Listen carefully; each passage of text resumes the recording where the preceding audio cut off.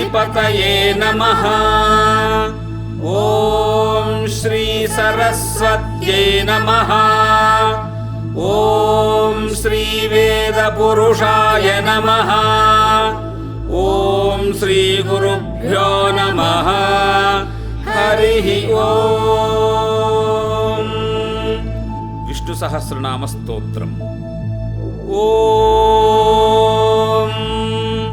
शुक्लाम्बरधरं विष्णुं शशिवर्णं चतुर्भुजं प्रसन्नवदनं ध्यायेत् सर्वविघ्नोपशान्तये। व्यासं वसिष्ठनप्तारं शक्तेः पौत्रमकल्मषम् पराशरात्मजं वन्दे शुकतातन्तपोनिधिम्। व्यासाय विष्णुरूपाय व्यासरूपाय विष्णवे नमो वै ब्रह्मनिधये वासिष्ठाय नमो नमः। अविकाराय शुद्धाय नित्याय परमात्मने सदैकरूपरूपाय विष्णवे सर्वजिष्णवे यस्य स्मरणमात्रेण जन्म संसारबन्धनात् विमुच्यते। नमस्तस्मै विष्णवे प्रभविष्णवे। नमः समस्तभूतानामादिभूताय भूभृते अनेकरूपरूपाय विष्णवे प्रभविष्णवे। ॐ नमो विष्णवे प्रभविष्णवे। वैशम्पायन उवाच श्रुत्वा धर्मानशेषेण पावनानि च सर्वशः युधिष्ठिरः शान्तनवं पुनरेवाभ्यभाषत। युधिष्ठिर उवाच किमेकं दैवतं लोके किं वाप्येकं परायणम् स्तुवन्तः कङ्कमर्चन्तः प्राप्नुयुर्मानवाः शुभम्। को धर्मः सर्वधर्माणां भवतः परमो मतः किञ्जपन्मुच्यते जन्तुर्जन्म संसारबन्धनात्। भीष्म उवाच जगत्प्रभुं देवदेवमनन्तं पुरुषोत्तमम् स्तुवन्नाम सहस्रेण पुरुषः सततोत्थितः। तमेव चार्चयन् नित्यं भक्त्या पुरुषमव्ययम् ध्यायन् स्तुवन्नमस्यंश्च यजमानस्तमेव च। अनादिनिधनं विष्णुं सर्वलोकमहेश्वरम् लोकाध्यक्षं स्तुवन् नित्यं सर्वदुःखादिको भवेत्। ब्रह्मण्यं सर्वधर्मज्ञं लोकानां कीर्तिवर्धनम् लोकनाथं महद्भूतं सर्वभूतभवोद्भवम्। एष मे सर्वधर्माणां धर्मोऽधिकतमो मतः यद्भक्त्या पुण्डरीकाक्षं स्तवैरर्चे नरः सदा। परमय्यो महत्तेजः परमय्यो महत्तपः परमय्यो महद्ब्रह्म परमय्यः परायणम्। पवित्राणां पवित्रय्यो मङ्गलानां च मङ्गलम् दैवतं देवतानां च भूतानां यो व्ययः पिता। यतः सर्वाणि भूतानि भवन्त्यादियुगागमे यस्मिंश्च प्रलयं यान्ति पुनरेव युगक्षये। तस्य लोकप्रधानस्य जगन्नाथस्य भूपते विष्णोर्नाम सहस्रं मे शृणु पापभयापहम्। यानि नामानि गौणानि विख्यातानि महात्मनः ऋषिभिः परिगीतानि तानि वक्ष्यामि भूतये। ऋषिर्नाम्नां सहस्रस्य वेदव्यासो महामुनिः छन्दोनुष्टुप् तथा देवो भगवान् देवकीसुतः। अमृतांशूद्भवो बीजं शक्तिर्देवकीनन्दनः त्रिसामा हृदयं तस्य शान्त्यर्थे विनियुज्यते। विष्णुं जिष्णुं महाविष्णुं प्रभविष्णुं महेश्वरम् अनेकरूपदैत्यान्तं नमामि पुरुषोत्तमम्। तस्य श्रीविष्णोर्दिव्यसहस्रनामस्तोत्रमहामन्त्रस्य श्रीवेदव्यासो भगवान् ऋषिः अनुष्टुप् छन्दः श्रीमहाविष्णुः परमात्मा श्रीमन्नारायणो देवता अमृतांशोद्भवो भानुरिति बीजम् देवके नन्दनस्रष्टेति शक्तिः उद्भवः शोभनो देव इति परमो मन्त्रः शङ्खभृन्नन्दकी चक्रीति कीलकम् शार्ङ्गधन्वा गदाधर इत्यस्त्रम् रथाङ्गपाणिरक्षोभ्य इति नेत्रम् त्रिसामा सामगः सामेति कवचम् आनन्दम् परब्रह्मेति योनिः ऋतुः सुदर्शनः काल इति दिग्बन्धः श्रीविश्वरूप इति ध्यानम् श्रीमहाविष्णुः प्रीत्यर्थे सहस्रनाम जपे विनियोगः ध्यानम् क्षीरोदन्वत्प्रदेशे शुचिमणिविलसत्सैकते मौक्तिकानाम् मालाक्लुप्तासनस्थस्फटिकमणिनिभैर्मौक्तिकै मण्डिताङ्गः शुभ्रैरभ्रैरदभ्रैरुपरि विरचितैर्मुक्तपेयूषवर्षैः आनन्दीनः पुनीयादरिललिनगदा शङ्खपाणिर्मुकुन्दः भूः पादौ यस्य नाभिर्यदसुरनिलश्चन्द्र सूर्यौ च नेत्रे कर्णावाशाः शिरोद्योर्मुखभविदहनो यस्य वास्तेयमब्धिः अन्तस्थं यस्य विश्वं सुरनरखगो भोगि गन्धर्वदैत्यैः चित्रं रम्यते तन्त्रिभुवनवपुषं विष्णुमीशं नमामि। ॐ नमो भगवते वासुदेवाय।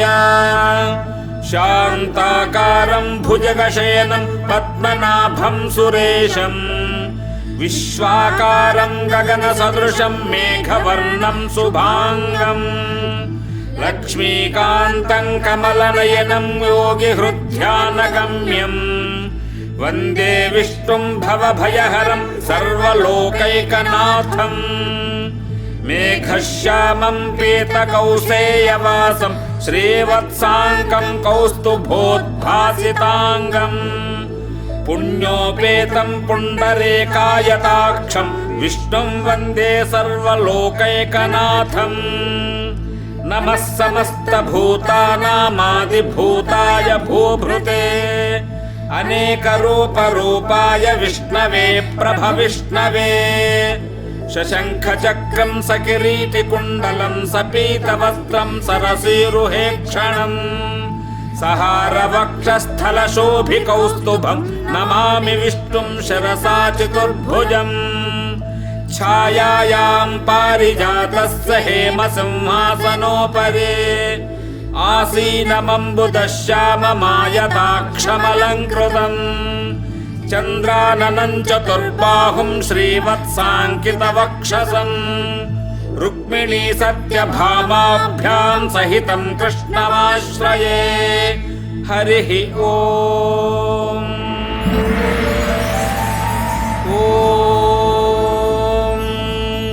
विश्वं विष्णुर्वषट्कारो भूतभव्यभवत्प्रभुः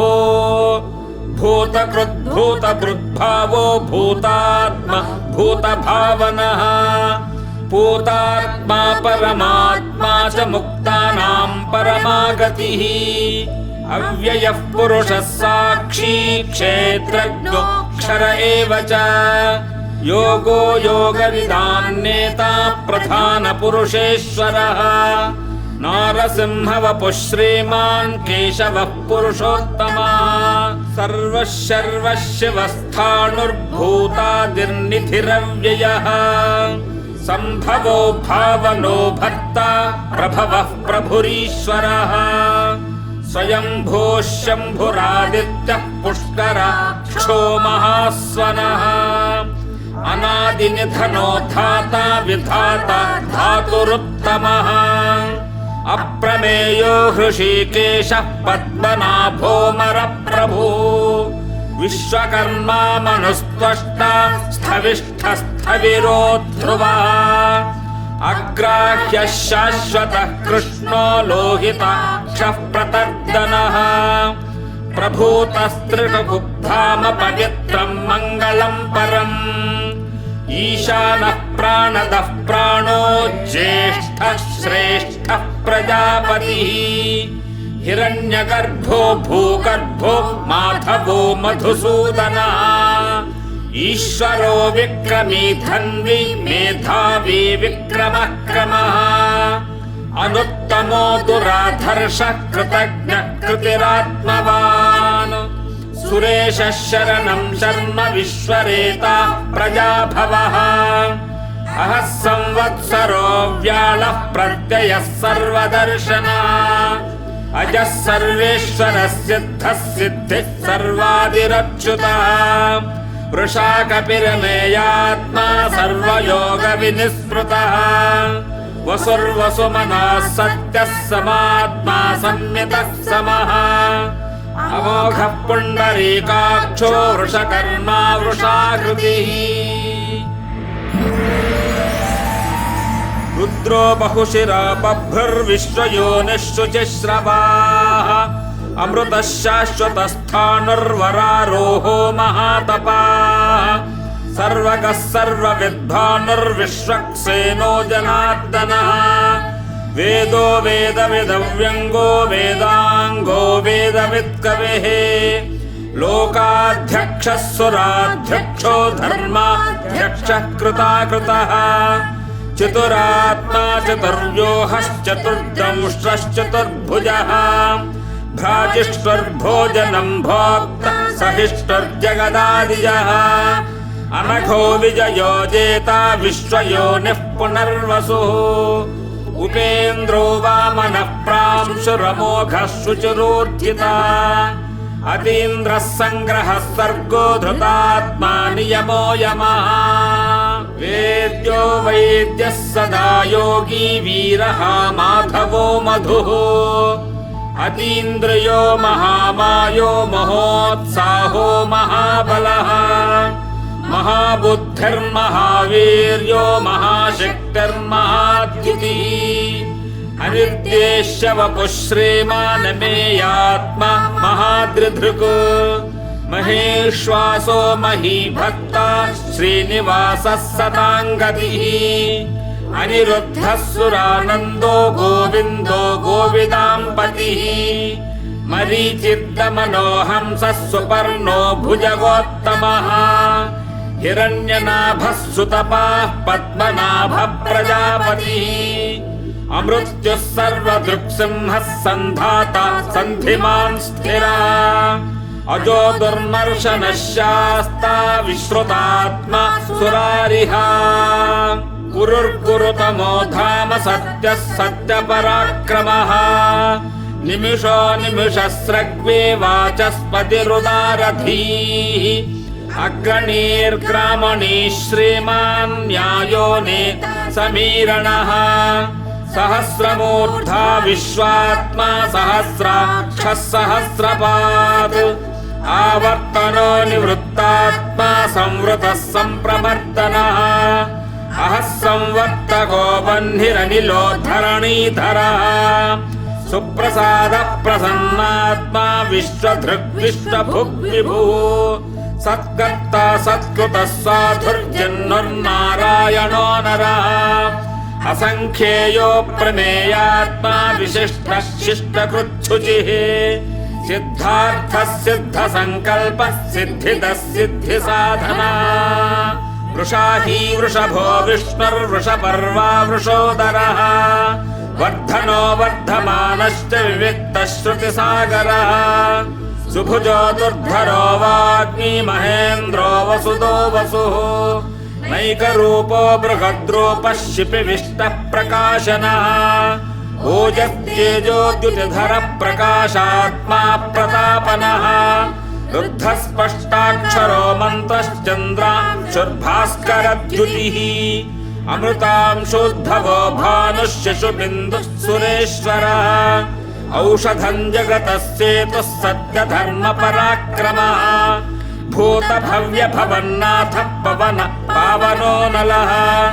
कामः कामकृत्कान्तः कामः कामप्रदः प्रभुः युगादिकृद्युगावर्तो नैकमायो महाशनः अदृश्यो व्यक्तरूपश्च सहस्रजिदनन्दजित् इष्टो विशिष्टः शिष्टेष्टः शिखण्डी नहुषो वृषः क्रोधः क्रोधकृत्कर्ता विश्वबाहुर्महीधरः अच्युतः प्रथितः प्राणः प्राणदो वासवानुजः अपान्निधिरधिष्ठानमप्रमत्तः प्रतिष्ठितः स्कन्दस्कन्दधरो धुर्यो वरदो वायुवाहनः वासुदेवो बृहद्भानुरादिदेवः पुरन्दरः अशोकस्तारणस्तारः शूरः शौर्यर्जनेश्वरः अनुकूलस्य तावत्तः पद्मी पद्मनिभेक्षणः पद्मनाभोरविन्दाक्षः पद्मगर्भः शरीरभृत् महर्धिरुद्धो वृद्धात्मा महाक्षो गरुडध्वजः अतुलः शरभो भीमः समयज्ञो हविर्हरिः सर्वलक्षणलक्षण्यो लक्ष्मीवान् समितिञ्जयः विक्षरो रोहितो मार्गो हेतुर्दामोदरः सः महीधरो महाभागो वेगवान् नमिताशनः उद्भवः शोभनो देवः श्रीगर्भः परमेश्वरः करणं कारणं कर्ता विकर्ता गहनो गुहः व्यवसायो व्यवस्थानः संस्थानस्थानदो ध्रुवः परद्धिः परमस्पष्टस्तुष्टः पुष्टः शुभेक्षणः रामो विरामो विरजो मार्गो नेयो नयो नयः वीरः शक्तिमतां श्रेष्ठो धर्मो धर्मविदुत्तमः वैकुण्ठः पुरुषः प्राणः प्राणदः प्रणवः पृथुः हिरण्यगर्भः शत्रुघ्नो व्याप्तो वायुरथोक्षजः ऋतुः सुदर्शनः कालः परमेष्ठी परिग्रहः उग्रः संवत्सरो दक्षो विश्रामो विश्वदक्षिणः विस्तारस्थावरस्थाणुः प्रमाणं बीजमव्ययम् अर्थोऽनर्थो महाकोशो महाभोगो महाधनः अनिर्विण्णस्थविष्ठो भूर्धर्मयूपो महामखः नक्षत्रनेमिर्नक्षत्री क्षमः श्यामः समीहनः यज्ञयुज्यो महेज्यश्च क्रतुः सत्रं सताङ्गतिः सर्वदर्शे विमुक्तात्मा सर्वज्ञो ज्ञानमुत्तमम् सुव्रतः सुमुखः सूक्ष्मः सुघोषः सुखदः सुहृत् मनोहरो जितक्रोधो वीरबाहुर्विदारणः स्वापनुस्वशो व्यापी नैकात्मा नैककर्मकृत् वत्सरो वत्सलो वत्से रत्नगर्भो धनेश्वरः धर्मकृद्धर्मी सदसक्षरमक्षरम् अविज्ञाता सहस्रांशुर्विधाता कृतलक्षणः गभस्तिनेमिः सत्त्वस्थः सिंहो भूतमहेश्वरः आदिदेवो महादेवो देवेशो देवभृद्गुरुः उत्तरो गोपतिर्गोप्ता ज्ञानगम्यः पुरातनः शरीरभूतभृद्भोक्ता कपीन्द्रो भूरि दक्षिणः सोमपो मृगुपः सोमः पुरुजित्पुरुषोत्तमः विनयो जयः सत्यसन्धो दाशार्हः सात्वतां पतिः जीवो विनयता साक्षी मुकुन्दो मितविक्रमः अम्भोनिधिरनन्तात्मा महोदधिशयोऽन्तकः अजो महार्घः स्वाभाव्यो जितामित्र प्रमोदनः आनन्दो नन्दनो नन्दः सत्यधर्मा त्रिविक्रमः महर्षिः कपिलाचार्यः कृतज्ञो मेदिनीपतिः त्रिपदस्त्रिदशाध्यक्षो महाशृङ्गः कृतान्तकृत् महावराहो गोविन्दः सुषेणः कनकाङ्गदे गुह्यो गभीरो गहनो गुप्तश्चक्रगदाधरः वेधास्वाङ्गोजितः कृष्णो दृढः सङ्कर्षणोच्युतः वरुणो वारुणो वृक्षः पुष्कराक्षो महामनाः भगवान् भगः नन्दीवनमाली हलायुधः आदित्यो ज्योतिरादित्यः सहिष्णुर्गतिसत्तमः सुधन्वाखण्डपरशुर्दारुणो द्रविणप्रदः दिवि स्पृक्सर्वदृग्व्यासो वाचस्पतिरयो निजः त्रिसामासामगः सामनिर्वाणम् भेषजम् भिषक् सव्यासपृच्छमशान्तो निष्ठा शान्तिः परायणम् शुभाङ्गः शान्तिदः स्रष्टा कुमुदः कुवलेशयः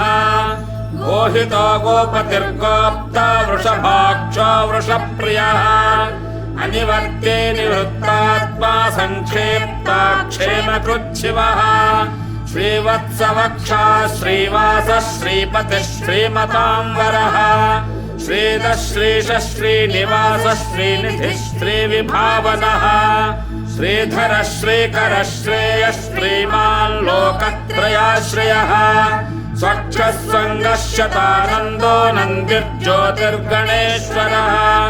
विजितात्मा विधेयात्मा सत्कीर्तिश्चिन्न संशयः उदीर्णः सर्वतश्चक्षुरनीशः शाश्वतस्थिरः भूषयो भूषणो भूतिर्विशोकः शोकनाशनः अर्चिष्मानर्चितः कुम्भो विशुद्धात्मा विशोधनः अनिरुद्धो प्रतिरथः प्रद्युम्नो मितविक्रमः कालनेमिनिहावीरः शौरिः शूरजनेश्वरः त्रिलोकात्मा त्रिलोकेशः केशवः केशिहा हरिः कामदेवः कामपालः कामीकान्तः कृतागमः हरिद्वेश्यवपुर्विष्णुर्वीरोऽनन्तो धनञ्जयः ब्रह्मण्यो ब्रह्मकृद्ब्रह्मा ब्रह्म ब्रह्म विवर्धनः ब्रह्मविद्ब्राह्मणो ब्रह्मी ब्रह्मज्ञो ब्राह्मणप्रियः महाक्रमो महाकर्मा महातेजा महोरगः महाक्रतुर्महायज्वा महायज्ञो महाहविः स्तव्यस्तव प्रियस्तोत्रम् स्तुतिस्तोतारणप्रियः पूर्णः पूरयिता पुण्यः पुण्यकीर्तिरनामयः मनोजवस्तीर्थकरो वसुरेता वसुप्रदः वसुप्रदो वासुदेवो वसुर्वसुमनाहविः सद्गतिः सत्कृतिः सत्ता सद्भूतिः सत्परायणा शूरसेनो यदुश्रेष्ठः सन्निवासः सुयामुनः भूतावासो वासुदेवः सर्वासु निलयो नलः दर्पः दर्पदो दृप्तो दुर्धरोऽथापराजितः विश्वमूर्तिर्महामूर्तिर्दीप्तमूर्तिरमूर्तिमान् अनेकमूर्तिरव्यक्तः शतमूर्तिश्शताननः एकोनैकः सवक्कं यत्तत्पदमनुत्तमम् लोकबन्धुर्लोकनाथो माधवो भक्तवत्सलः सुवर्णवर्णो हेमाङ्गो वराङ्गश्चन्दनाङ्गदे वीरः विषमः शून्यो घृताशीलचलश्चलः अमानीमानुतो मान्यो लोकस्वामी त्रिलोकधृक् सुमेधा मेधजो धन्यः सत्यमेधाधराधरः तेजो वृषोद्युतिधरः सर्वशस्त्रभृताम्बरः प्रग्रहो निग्रहो व्यग्रो नैकशृङ्गो गदाग्रजः चतुर्मूर्तिश्चतुर्बाहुश्चतुर्व्यूहश्चतुर्गदे चतुरात्मा चतुर्भावश्चतुर्वेदविदेकपात् समावर्तो निवृत्तात्मा दुर्जयो दुरतिक्रमः दुर्लभो दुर्गमो दुर्गो दुरावासो दुरारिः शुभाङ्गो लोकसारङ्गः सुतन्तुस्तन्तुवर्धनः इन्द्रकर्मा महाकर्मा कृतकर्मा कृतागमः उद्भवः सुन्दरः सुन्दरप्रलाभः सुलोचनः अर्को वाजसनः शृङ्गे जयन्तः सर्वविजये सुवर्णबिन्दुरक्षाभ्यः सर्वभागीश्वरेश्वरः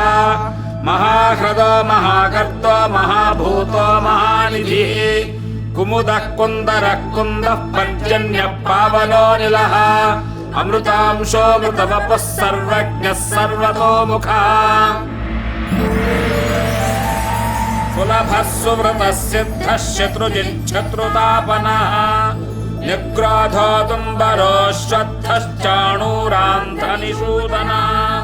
सहस्राज्यः सप्तजिह्वः सप्तैधाः सप्तवाहनः अमूर्तिरनघोचिन्त्यो भयकृद्भयनाशनः अणुर्बृहत्कृशस्थूलो गुणभुर्निर्गुणो महान् अधृतः स्वधृतः स्वास्य प्राग्वंशो वंशवर्धनः भारभृत्कथितो योगी योगीशः सर्वकामदः आश्रमश्रमणः क्षामः सुपर्णो वायुवाहनः धनुर्धरो धनुर्वेदो दण्डो दमयितादमः अपराजितः सर्वसहो नियन्ता नियमो यमः सत्त्ववान् सात्विकः सत्यः सत्यधर्मपरायणः अभिप्रायप्रियार्होऽर्हः प्रियकृत्प्रीतिवर्धनः विहाय सगतिर्ज्योतिः सुरचिर्हुतभुग्विभो रविर्विरोचनः सूर्यः सविता रविलोचनः अनन्तो हुतभुग्भोक्ता सुखदो नैकदोऽग्रजः अनिर्विण्णः सदा वर्षी लोकाधिष्ठानमद्भुतः सनात्सनातनतमः कपिलः कपिरव्ययः स्वस्तिदः स्वस्तिकृत् स्वस्तिः स्वस्तिभुक् स्वस्तिदक्षिणः रौद्रः कुण्डले चक्रे विक्रम्योचितशासनः शब्दातिगः शब्दसः शिशिरः शर्वरीकरः अक्रूरः पेशलो दक्षो दक्षिणः क्षमिणां वरः विद्वत्तमो वीतभयः पुण्यश्रवणकीर्तनः उत्तारणो दुष्कृतिः पुण्यो दुःस्वप्ननाशनः वीरः रक्षणः सन्तो जीवनः पर्यवस्थितः अनन्तरूपोऽनन्तश्रीर्जितमन्यर्भयापः चतुरस्रो गभीरात्मा विदिशो व्यादिशो दिशः अनादिर्भूर्भवो लक्ष्मीः सुवीरो रुचिराङ्गदः जननो जनजन्मादिर्भीमो भीमपराक्रमः आधारनिलयो धाता पुष्पहासः प्रजागरः ऊर्ध्वगः सत्पथाचार प्राणदः प्रणवप्पणः प्रमाणं प्राणनिलयः प्राणभृत् प्राणजीवनः तत्तन्तत्त्वविदेकात्मा जन्म मृत्युजरातिगः भूर्भुवः स्वस्तरुस्तारः सविता प्रपितामहः यज्ञो यज्ञपतिर्यज्वा यज्ञाङ्गो यज्ञवाहनः यज्ञभृत्यज्ञकृत्यज्ञे यज्ञभुग्यज्ञसाधनः यज्ञान्तकृत्यज्ञगुह्यमन्नमन्नाद एव च आत्मयोनिः स्वयं जातो वैखानः सामगायनः देवकी नन्दनः स्रष्टा क्षितीशः पापनाशनः शङ्खभृन्नन्दकी चक्रे शार्ङ्गधन्वा गदाधरः रथाङ्गपाणिरक्षाभ्यः सर्वप्रहरणायुधः सर्वप्रहरणायुध ॐ नमः इते वनमाले गदेशार्ङ्गी शङ्खी चक्रे च नन्दके श्रीमान्नारायणो विष्णुर्वासुदेवोऽभिरक्षतु वनमाले गदेशार्ङ्गी शङ्खी चक्रे च नन्दके श्रीमान्नारायणो विष्णुर्वासुदेवोऽभिरक्षतु श्रीवासुदेवोऽभिरक्षतु ॐ नमः इते इदं कीर्तनीयस्य केशवस्य महात्मनः नाम्नां सहस्रं दिव्यानामशेषेण प्रकीर्तितम् य इदं शृणुयात् नित्यं यश्चापि परिकीर्तयेत् नाशुभं प्राप्नुयात् किञ्चित् सोमुत्रेह च मानवः वेदान्तको ब्राह्मणस्यात् क्षत्रियो विजये भवेत् वैश्यो धनसमृद्धः स्यात् शूद्रः सुखमवाप्नुयात् धर्मार्थे प्राप्नुयात् धर्ममर्थार्थी चार्थमाप्नुयात् कामानवाप्नुयात् कामी प्रजार्थी प्राप्नुयात् प्रजाम् भक्तिमान् यः सदोत्थाय शुचिस्तद्गतमानसः सहस्रं वासुदेवस्य नाम्नामेतत् प्रकीर्तयेत् यशः प्राप्नोति विपुलं ज्ञातिप्राधान्यमेव च अचलां श्रियमाप्नोति श्रेयः प्राप्नोत्यनुत्तमम् न भयं क्वचिदाप्नोति वीर्यं तेजश्च विन्दते भवत्यरोगोद्युतिमान् बलरूपगुणान्वितः रोगात्तो मुच्यते रोगात् बद्धो मुच्येत बन्धनात् भयान्मुच्येत भीतस्तु मुच्येतापन्न आपदः दुर्गान्यतितरत्याशु पुरुषः पुरुषोत्तमम् स्तुवन्नाम सहस्रेण नित्यं भक्तिसमन्वितः वासुदेवाश्रयो मर्त्यो वासुदेवपरायणः सर्वपापविशुद्धात्मा याति ब्रह्म सनातनम् न वासुदेव भक्तानामशुभं विद्यते क्वचित् जन्म मृत्युजरा व्याधि भयं नैवोपजायते इमं स्तवमधीयानः श्रद्धा भक्तिसमन्वितः युज्येतात्मसुखक्षान्तिः श्रीधृतिस्मृतिकीर्तिभिः न क्रोधो न च मात्सर्यन्न लोभो नाशुभामतिः भवन्ति कृतपुण्यानां भक्तानां पुरुषोत्तमे द्यौस्तचन्द्रार्कनक्षत्राखन्दिशोर्भूर्महोदधिः वासुदेवस्य वीर्येण विधृतानि महात्मनः ससुरासुरगन्धर्वं स यक्षोरगराक्षसम् जगद्वशे वर्ततेदं कृष्णः सचराचरम् इन्द्रियाणि मनोबुद्धिः सत्त्वं तेजो बलं धृतिः वासुदेवात्मकान्याहुः क्षेत्रं क्षेत्रज्ञ एव च सर्वागमानामाचारः प्रथमं परिकल्पते आचारप्रभवो धर्मो धर्मस्य प्रभुरच्युतः ऋषयः पितरो देवा महाभूतानि धातवः जङ्गमं जगन्नारायणोद्भवम् योगो ज्ञानं तथा साङ्ख्यं विद्या शिल्पादिकर्म च वेदाः शास्त्राणि विज्ञानमेतत् सर्वं जनार्दनात् एको विष्णुर्महद्भूतं पृथग्भूतान्यनेकशः त्रीन् व्याप्य भूतात्मा भुङ्क्ति विश्वभुगव्ययः इमं स्तवं भगवतो विष्णो व्यासेन कीर्तितम् पठेद्य इच्छेत् पुरुषः श्रेयः प्राप्तुं सुखानि च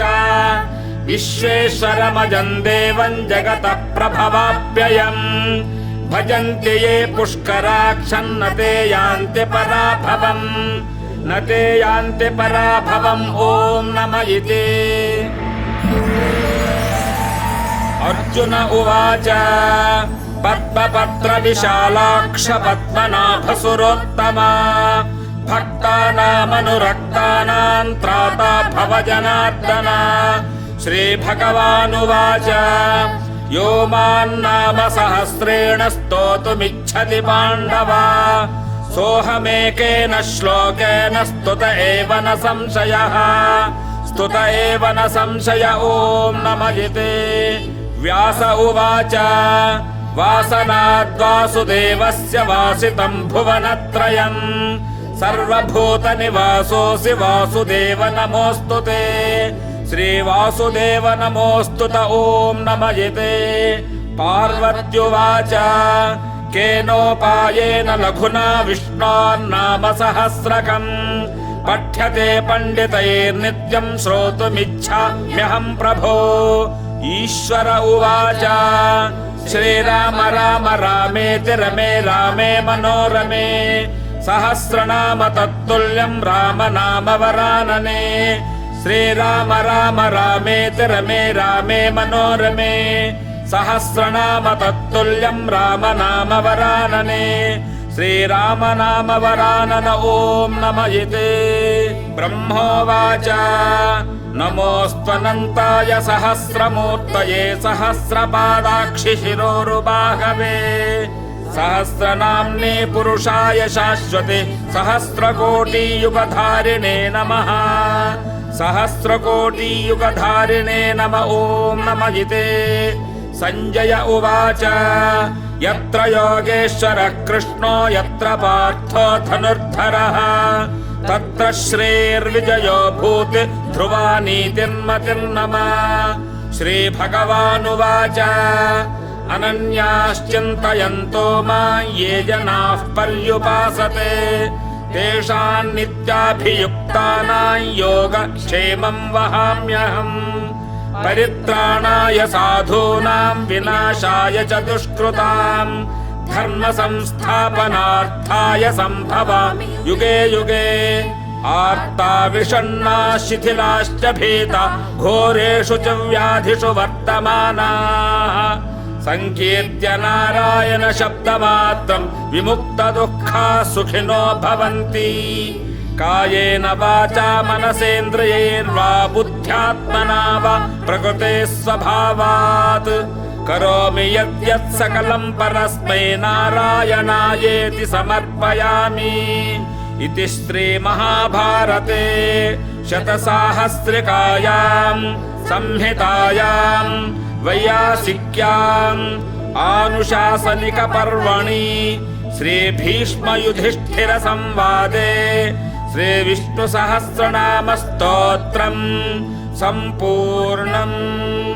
యదక్షర పద భ్రష్టం మాత్రాహీనం చ యద్భవేత్ తత్సర్వం క్షమ్యతాం దేవ నారాయణ నమోస్తుతే. ఓం సహనా భవతు సహనౌ భునక్తు సహ వీర్యంకరవావహై తేజస్వినావధీతమస్తు మా విద్విషావహై. ఓం శాంతి శాంతి శాంతి. హరి ఓం.